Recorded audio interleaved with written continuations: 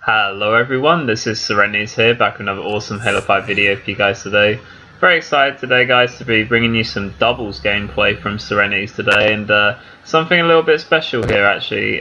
We're going back to old times today, back to the days of Munjaros Doubles, as I am playing with my Munjaro bro CelerityzZ in this video, and you're going to be watching a gameplay from his point of view today. I'm on my Leigh account for this one, and we are going up against Stormtrocity and Julle. And this is Stormtrocity and Julle on their alternate accounts in Halo 5 Doubles. Kit Griffin, I believe, is Stormtrocity, and Make Love to You is Julle. And in this gameplay, we'll be watching my Munjaros bro CelerityzZ on how he tears things up on Empire Doubles.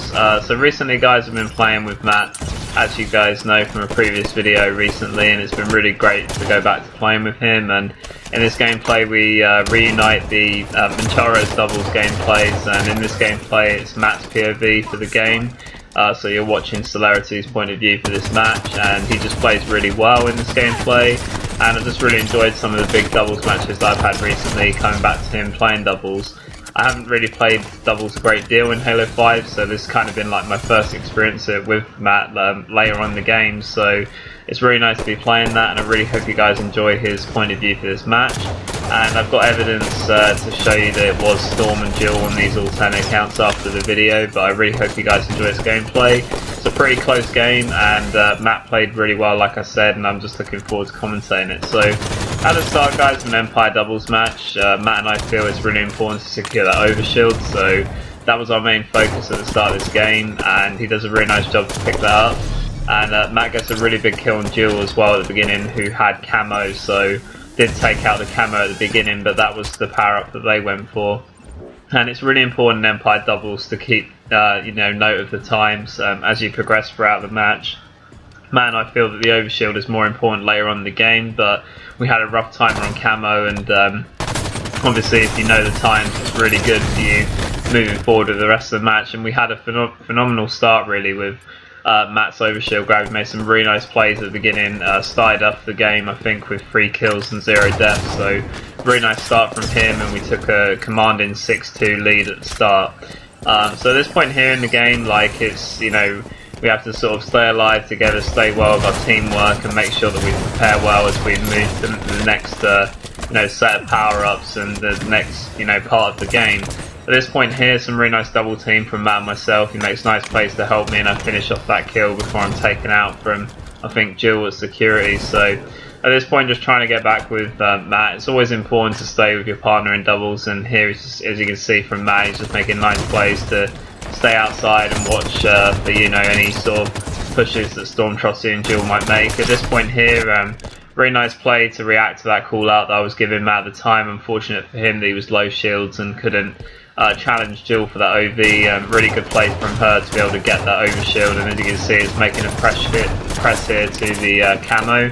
I'm trying to get that off, I'm guessing off from Storm, but I get taken out as well, and so does Matt. So unfortunately there for that battle, we had a 0 and 2 stat line for that, and we managed to not get either a power up. So that was really unfortunate. At this point here, obviously Matt knows what's coming. He knows that the overshield charge is going to press, and the camo is going to press. So as you can see at this point, he's doing the right thing to sort of back off a little bit and allow for more distance. More time for the overshield and the camo to wear off.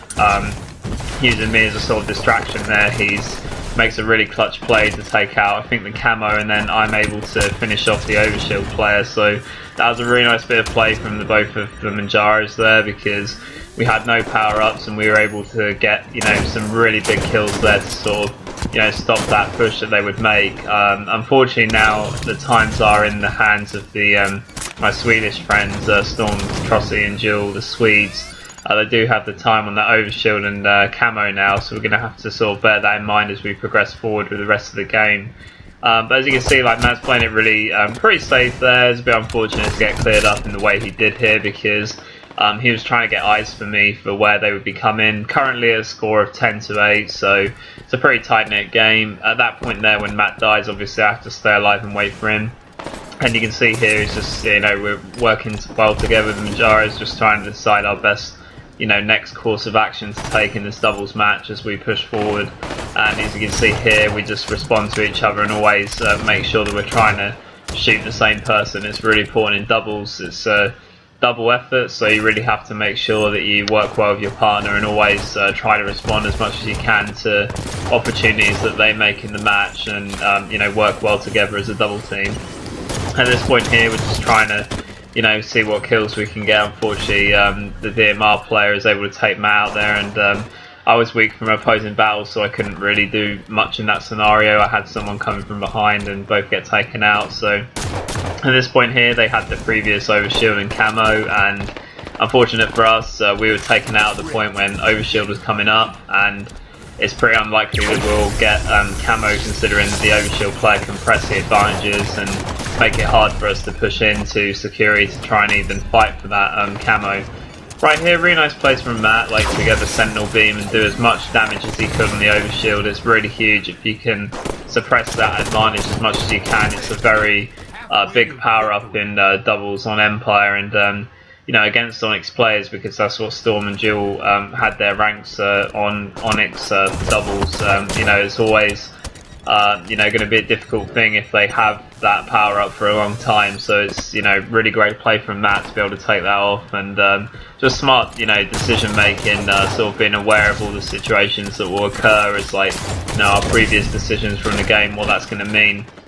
Unfortunately here we can't really get anything going because they've had the power ups and they've had the sort of map positioning more on point than we have at the moment, and I think at the moment we're more just like, they're more coming sort of able to pinpoint us than we are able to pinpoint them. So currently we're not really in control, and just trying to get something going here. I make a nice play to stay alive bottom mid, and that allows Matt to sort of pincer on both of those players there. And at this point Matt shoots the body of Stormtrocity. I believe Griffin is Stormtrocity, because Stormtrocity gave me a little tea bag outside when on my last death, so Matt saw that on my death cam and got some revenge, so thanks for that, Matt, love you, man. At this point here he just tries to get them weak for me to push in, able to finish one of them. And I think at that point as well, I think I can't remember if one of them had the camo from my PoV, and I tried to sort of do as much as I could, but unfortunately can't do much on that occasion, so I'm going to be taken out here. At this point the new OB is coming up, so that's really important. It's a really important battle outside now for that next overshield. It's going to be really big, and we definitely need it considering we're trailing by 4 kills. So at this point, great play from Matt to notice the time. He obviously remembered the time from the previous occasion where we didn't get it, and unfortunately they beat us to it. So very nice play from him here to realise that, you know, the camo probably is going to come after the overshield, but I think in this game it was coming actually before it, so they may have already had the camo, and I think they have because it is gone. But really nice play from Matt to sort of, you know, think to himself, well, I've got the overshield now, perhaps we can fight for that camo. But great play at this point to even, you know, have the overshield. He did really well to remember the time, and great play to use the Munjaros team shot for him to be able to access that, so that's great play. At this point here I'm saying to Matt, I remember from this game, just like, keep your back to the wall, man, we we don't want you to get assassinated, but just playing it safe here because they do have the camouflage. It's roughly been 45 seconds since, you know, Matt checked it out over there, so hopefully they're starting to run out now. But at this point, just really smart plays from him to, you know, watch each other's backs, because you know, they potentially will try and push that advantage on that camo, so that's really important for us to make sure that we're watching that. And some nice shots onto Jewel in bottom mid right there, and at this point we're just trying to stay alive because we know that they're in the vicinity, but we just have to be careful of making silly pushes. And right here, really nice place to get, I think that might be Storm weak underneath, but it's a difficult kill to go for because Jewel's at security and will put shots overhead to stop us from getting that. So they try to make a push into the turbine, and I'm there with his shots with Matt to help him out, and we get the kill there. So it was a nice bit of play. We didn't rush, you know, for our attack, you know, step there because they did have the previous camouflage, and throughout all that time we increased our kill count by 1, so cutting it down to a 2 kill lead, but we have to get more involved in the action because roughly a minute of gameplay has passed. At this point here I didn't even realise Jill was crouching up on that side, so I didn't even see the fact that she was there. She does do that later on in the game and catches me unaware as well, but Some really nice pistol shots here from Matt, because from long range it's quite hard to hit those into securities. It's a really nice play. As you can see, I'm positioned in top mid, ready to sort of put shots for Matt to cover, and at this point he makes a brilliant time to remember the overshield, and at this point this is the play where we have to sort of try and get them out of this security area and push in a bit more on them.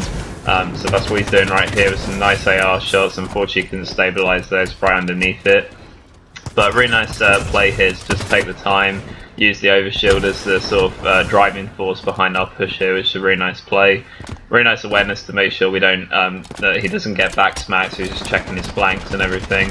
At this point I think the camo player starts to shoot me, and I call that out and manage to stay alive. And a bit of a choke from them that they didn't manage to finish the kill on me there, because that enabled them, possibly could have netted us 2 kills there. Unfortunately, Jewel, again, at this moment in time we didn't know it, but she's actually crouching in the very bottom of the pit, so as I make the push she starts to fire her AR at me, so I just run to Turbine to Matt to get away, and then Storm's out here as well. He gets the kill on Storm there. It's a nice bit of play, and at this point just looking to help me with Jewel as well. So it's really good plays. Manages to get enough damage for me to finish that off. That was really great play from Matt right there to finish that off. So at this point they're both dead, they're coming off their spawn, so what you see from him here is he's predicting the spawn. They have got a sort of red security spawn, so we're just being careful not to overly push and just make sure that we're staying together.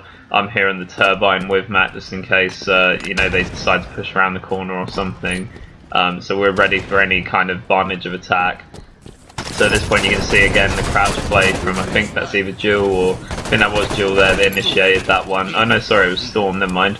So we get the kill on Storm, and there we have another kill in our back pocket. So at this point just playing the game at a slower pace, and you know, we did really well to take out their last camouflage threat, because they've been controlling that for most of the game, and I think sort of wearing them down a bit, making them a bit impatient, making them sort of come more to us. We started to shift the perspective of control to us rather than to them, and really nice place from us to do that, to slow the game down, because you know, we roughly used a minute to get like 1 kill on them and then played it really slow. I really liked how Matt was really careful here to ground pound into the right area. He waited for the right opportunity until Storm had thrusted, then got the ground pound. Storm tried to throw a Martyrdom grenade as well, and then Matt, you know, thrusted out of the way of that. Makes a really nice play to get the overshield. Some really nice shots with the DMR there on Jewel, and I'm able to outplay Storm in security, and I think that's going to net us all the power-ups actually. I think at this point as well the camo does come up, and I've grabbed that as well, so that's really big for us as well, that I was able to outplay Storm in that 1v1 situation there, because and Matt for him to get his kill, because now we have both power-ups, and that's going to really slow the game down, so we just have to play this nice and slow. Unfortunately for me here, I did have the camouflage, but Jewel just made this, you know, really big crouch play. I had no idea that she was there, to be honest. She was just crouching under the Turbine the whole time, so that was really unfortunate for us.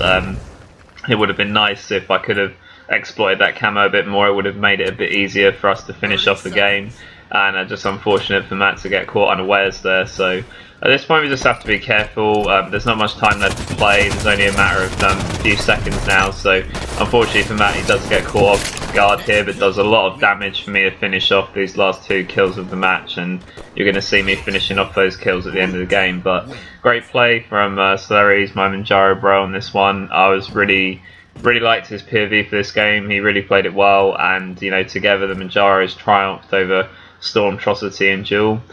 What you're going to see, guys, I'll commentate over it, but you're going to see the screenshot of the match.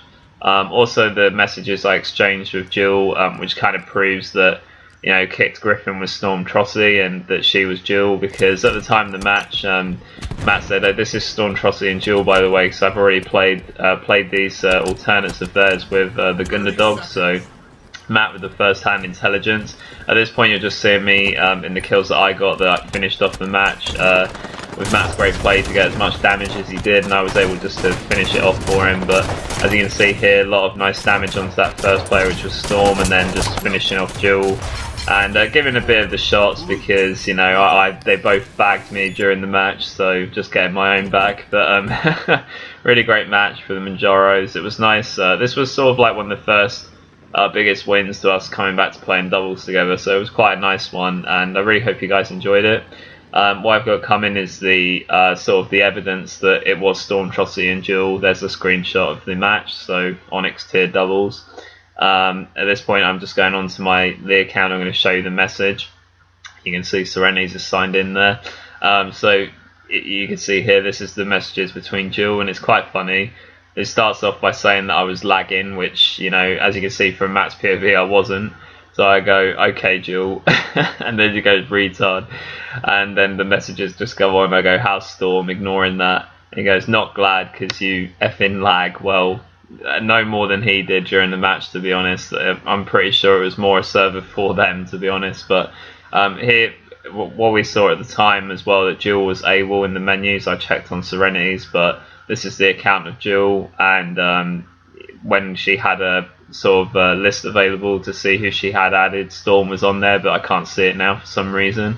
But Kicked Griffin has Julle and Here's to Now added, so it's definitely Stormtrocity on Kicked Griffin. I'm pretty sure that is Julle on Make Love to You. So guys, I really hope you enjoyed this matchup. Nice one from Matt and myself, and I really hope that everyone enjoyed it. I'm going to put out a few more of these double matches and also some Halo 5 free-for-all as well in the coming months. So I hope you guys enjoyed that. This was CelerityzZ, guys. I'll see you next time. Bye, guys.